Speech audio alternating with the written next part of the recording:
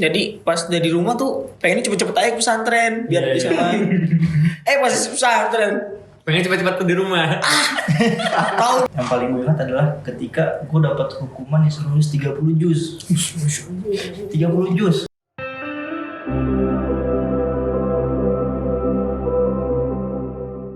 Assalamualaikum warahmatullahi wabarakatuh. Balik lagi di podcast Tukar Bicara di channel terkece, termantap, Anjir. gitu kan. Bersama Rifki, Numan, Taki dan Hasani. Di kesempatan kali ini, karena momentumnya nih Hari Santri, tanggal 22 Oktober. Dan kita semua ini mayoritas pernah menjadi santri. santri. Kayaknya nggak lengkap kalau kita nggak ngomongin tentang pengalaman kita waktu di pesantren. Ya nggak sih? Gitu kan? Walaupun ada yang cuman setahun, 2 tahun, nggak ada ya? Atau cuman Panjang. pesantren kilat. Panjang sih. semua panjang. Panjang semua sih gitu kan. umurnya. Gitu, pesantren kilat mah lewat kita gitu kan. Tuh.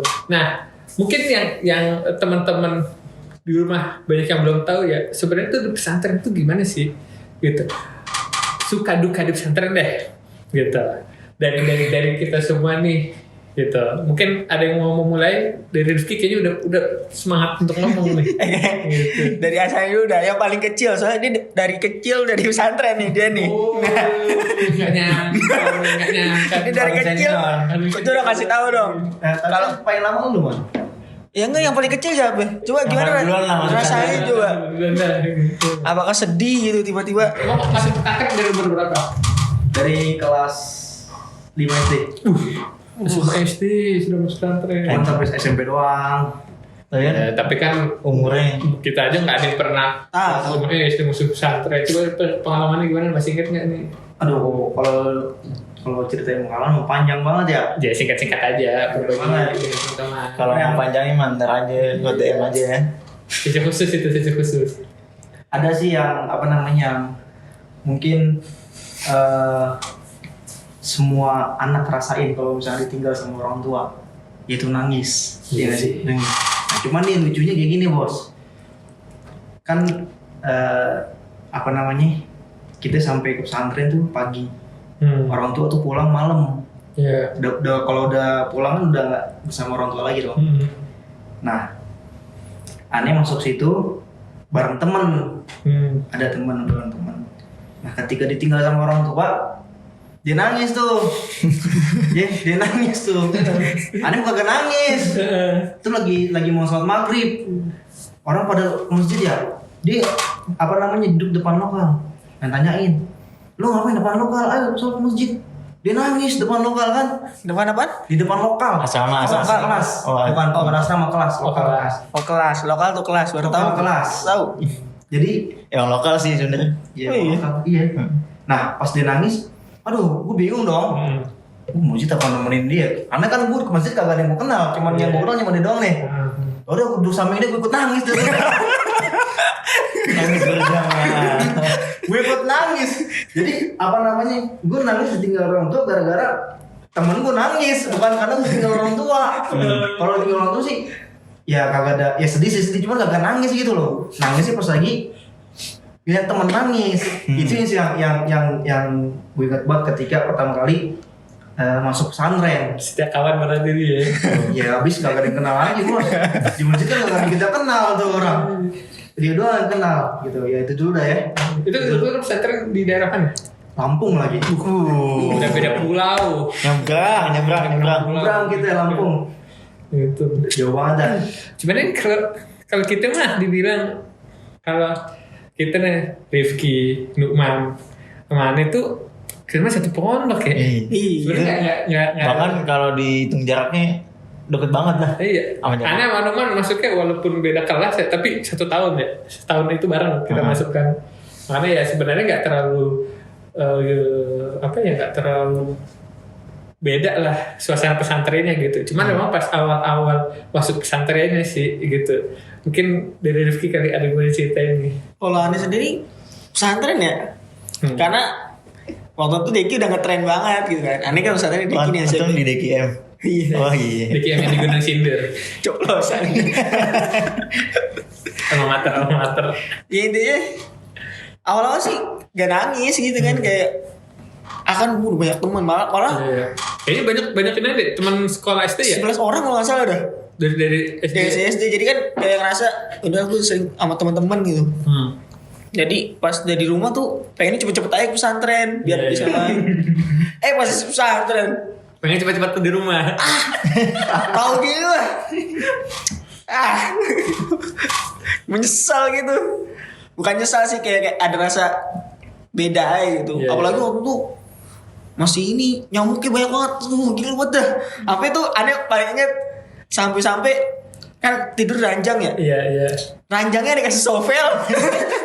Saking banyaknya tuh nyamuk, gede banget dah. Asli banyak banget nyamuk. Gue pakai aja sovel ranjang. Biar gak dideketin.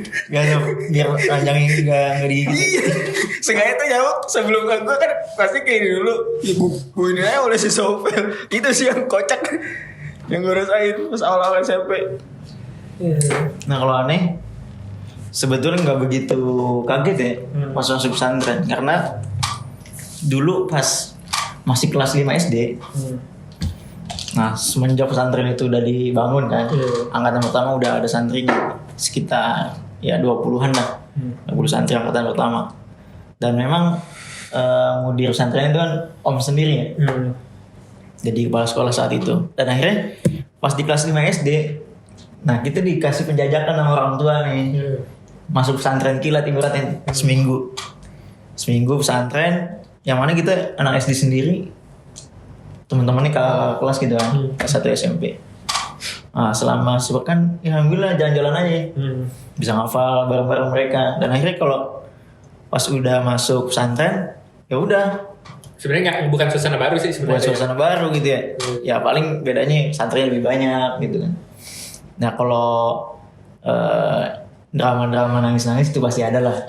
Iya sih. Cuma kadang kita jarang ini ya, jarang cerita ke orang tua kita kalau kita tuh nangis gitu.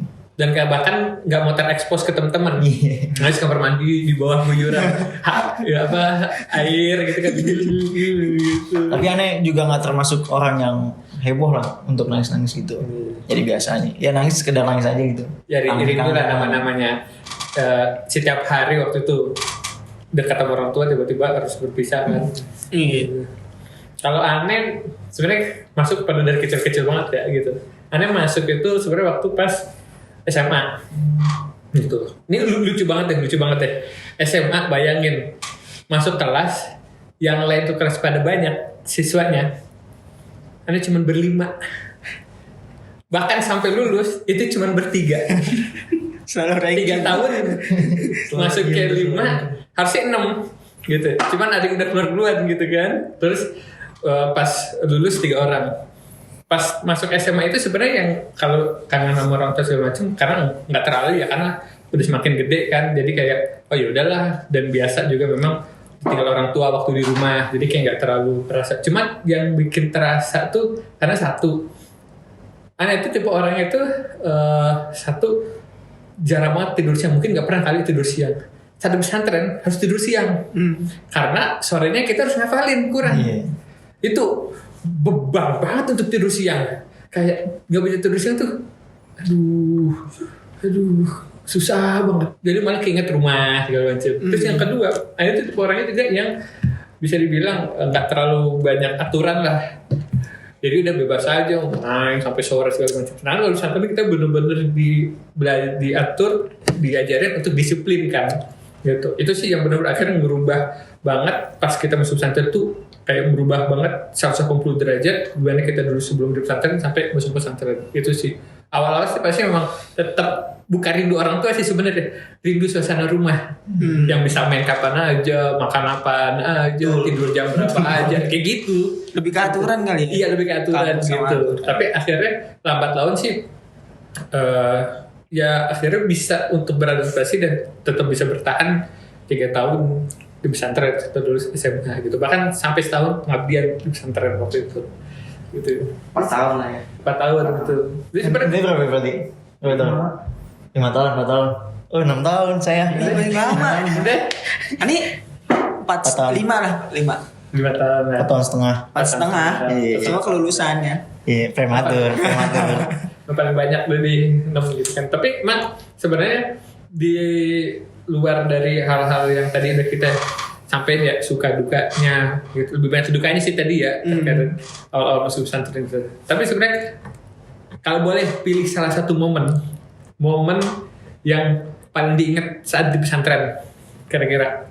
Nih kalau dari gua yang paling gue ingat adalah ketika ini sebenarnya gue naruhnya bukan aib ya. Ini cuman buat pelajaran aja sebenarnya, pelajaran. Yang paling gue ingat adalah ketika gue dapat hukuman disuruh nulis 30 juz. 30 juz. Lo bayangin. Gue dapat hukuman disuruh nulis 30 juz. Gara-gara suatu kasus gitu kan. Cuman kasusnya kan, nah ini kasus aib. Nggak usah disebutin lah. Jangan. sebut. Suruh 30 kaget dong. Di situ lagi itu yang ngumumin ataupun yang ngasih tuh hukuman langsung pimpinan. Kiainya Langsung kiainya.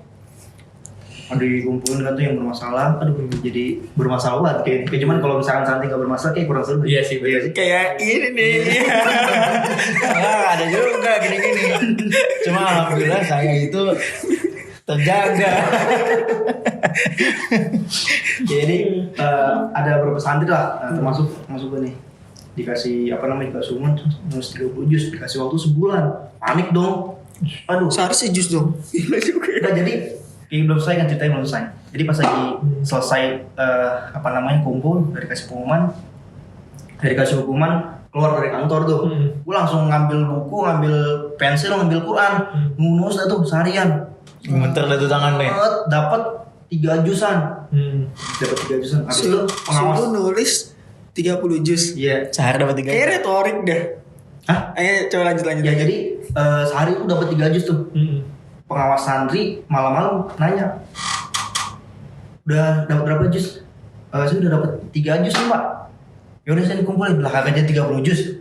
Nggak usah, saya kasih nama kamu, saya kumpulin. Ya udah, gue percuma ibarat gila udah panik gitu kan buru-buru nulis. Tau gitu kan nulis pelan-pelan aja gitu. 3 juz sehari nulis begini. Mungkin karena effort antum yang semangat enggak banget. Iya lah. Ya. Kalau cuman menurut gua lu jangan pandang. Cuman teman gue yang lainnya baru 5 halaman. Lah, Baru sedikit. Gue udah 3 juz cuy. Berarti yang lain yang 5 halaman di stop juga. Iya, Alhamdulillah. Udah mati ya Allah. Ya, berarti ente dapat pahalanya lebih banyak dulu. Iya. Karena nulis kalian baca. Dalam pikiran aneh kalau misalkan ini benar-benar sebulan 30 juz, gue punya karya tulisan tangan. Ini aneh. Apa pakai tulisan sendiri? Punya mushaf sendiri. Tulisan tangan 30 juz. Aduh itu sih yang paling yang paling ya kalau misalkan paling diingat banget ya itu dia. Karena kan emang kalau di pesantren kita tuh kalau hukuman pasti nulis Quran. Nah makanya di sana tuh kalau nulis Quran emang rada-rada istilahnya terlatih lah, makanya cepet-cepet nulis Quran ya, karena kalau setiap dapat hukuman dipakai waktu liburnya nulis Quran. keren sih. Teman-teman. Kalau aneh ya. Hal yang paling teringat sih sebetulnya